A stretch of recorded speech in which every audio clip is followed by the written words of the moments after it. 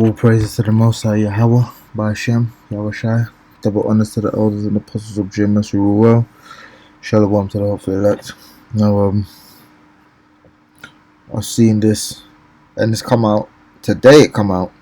It's a new trailer called COVID-21 Lethal Virus official trailer.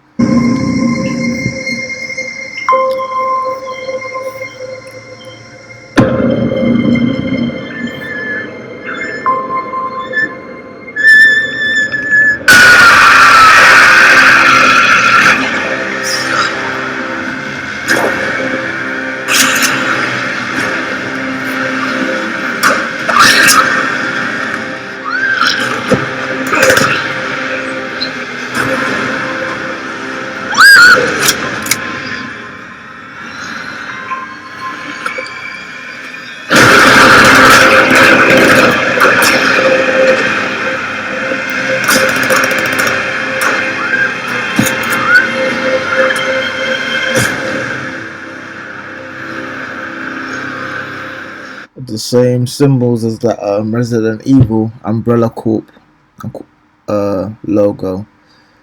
Now, as you can see, is COVID-21 Lethal Virus. This trailer literally just come out today. So, I don't know whether or not it's part of their little predictive programming. We all know what predictive programming is, but let's just look it up. Predictive programming. Predictive coding, also known as predictive processing, is a theory of brain function in which the brain is constantly generating and updating a mental model of the environment. The model is used to generate predictions of see, now that's some bullcrap. Let's go into psychology. Predictive programming is a theory that the government or other higher-ups are using fictional movies or books as a mass mind control tool to make the population more accepting of planned future events. This was first described and proposed by researcher Alan Watt, who defines predictive programming as predictive programming is a subtle form of psychological conditioning provided by the media to acquaint the public with planned societal changes to be implemented by our leaders. If and when these changes are put through, the public will already be familiarized with them and will accept them as natural progressions, thus lessening possible public resistance and commotion. Then it was popularized by Alex Jones and David Icke. The most notable cases of predictive programming are the examples found in The Simpsons. Now, notice they use Alex Jones and David Icke, people that most people look at as bugged out people. The Dark Knight Rises, The Hunger Games, and the oldest being from Futility. Information can be found on blog posts, and many conspiracy theorists have either made videos on it or have spoken on the subject. Now, this is the psychology of extraordinary belief, so it's making it seem as if these things are far-fetched and out of the realm of possibility to exist. Now, I saw this, which is I'm going to show another clip.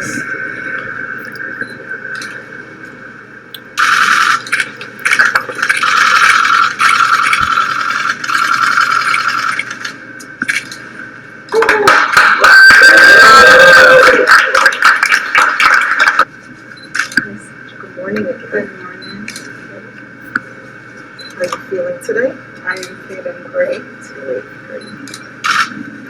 Okay, so we're going into the left deltoid.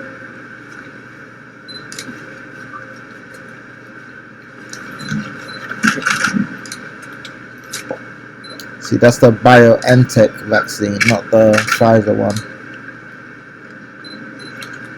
Not that it makes a difference, in my opinion.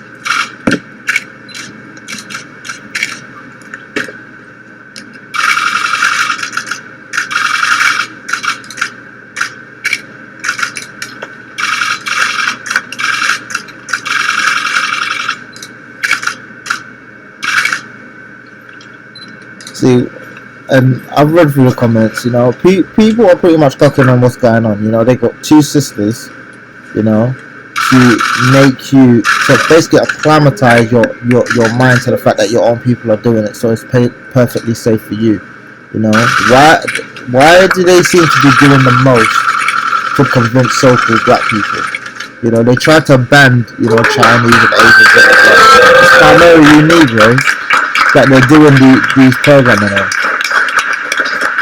Oh look, you got Zaddy over there, Mr. Overseer. That's been great. You're a gentle touch. Thank you. So, Sandra, you didn't flinch. I take it that Dr. Chester has a good touch. She has a good touch, and it didn't feel any different from taking any other vaccine. You hear that? Great. Dr. Chester, it all worked. The kid from your end, Everything worked perfectly. Thank you. and you're feeling well. I'm Governor Coleman, feeling well. You see? So they're using specific questions to try and reassure the general public. But pretty much the general public aren't having it. Why is this becoming a black thing? Ain't no real niggas taking this. I'll wait and watch. Please pray for her. Now when she grow fangs, I don't want to hear it. So basically, most Jakes aren't really down with it, man. They're like, oh, you know, even the ones that want to take it, they're like, oh, you know what, you take it. Let's see how it works for you and you get back to me. But they seem to be piling it on thick that you guys should be taking it first. Or should I say us, because I would be classed as a so-called Negro, you know, whatever the case may be. Now, this is the capital and parts of Hertfordshire and Essex will be subject to Tier 3 coronavirus lockdowns, restrictions from 12:01 on Wednesday, and a devastating blow for the economy. But is it the right decision? Now, the UK just came out of what, a lockdown, and this guy here, he seems to be pretty, you know, pretty shall I say, keyed in. But you know, I follow this dude, and the recent increase of COVID cases in London is extremely worrying. We've worked together to bring them down, and now we must do so again. Otherwise, we could face tougher restrictions. This crisis is not yet over.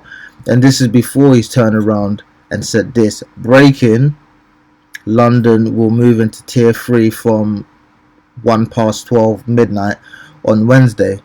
The government has decided to move London into Tier 3 from 1 minute past midnight on Wednesday morning. This is incredibly disappointing for our businesses who have suffered so much already this year. But it's clear that the virus is accelerating in the wrong direction once again across London, and the lives of Londoners are at risk. It would be such a tragedy to lose even more people to this disease when the vaccine is now being rolled out across our city. We know from bitter experience that when cases start to rise quickly, it's much better to act early rather than too late. This is how we can avoid even tougher restrictions for longer further down the road. And they said the last lockdown was over. The one before that, they said it was over. So, you know, the guy's basically moving the goalpost. The worst thing for London's businesses and our economy will be yet another full lockdown in the new year. That's why I urge Londoners to follow the Tier 3 rules that the government is putting in place very closely so that we can drive down infection rates as soon as possible. Now, they're going to be closing down these small businesses, you know, more than anything, because these big businesses and supermarkets, they're going to remain open. And, you know, Amazon and click and collect and stuff like that is going to remain open. So pretty much they're positioning people into a situation where if you don't have enough money to weather the storm, you're going to break under the pressure. Let's see. We now urgently need more government support for the sectors of our economy that are being hit the hardest, including hospitality, culture and leisure. It is crucial that ministers urgently put in place a compensation scheme for all lost income. And how are they going to do that? With debt. And what's that going to do? It's going to increase taxes. Based on last year's returns for any businesses affected by further restrictions during this crucial festive period, the government must also cover the full cost of statutory sick pay for workers who have to self-isolate and make wearing face coverings mandatory in busy outdoor public spaces. So you can see, as people, as the elders and the prophets were saying, this thing's steadily getting worse and worse. We have known from the outset of this pandemic that increased testing will be vital to getting the spread of the virus under control.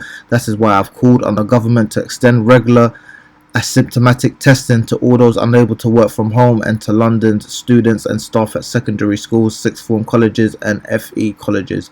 It is essential that the government wraps up testing in schools, so now they're going to be pricking your kids and colleges immediately, as this is where the virus is spreading the most. These times they told you it was older people who were most susceptible, was so-called black people, and now they're testing the kids.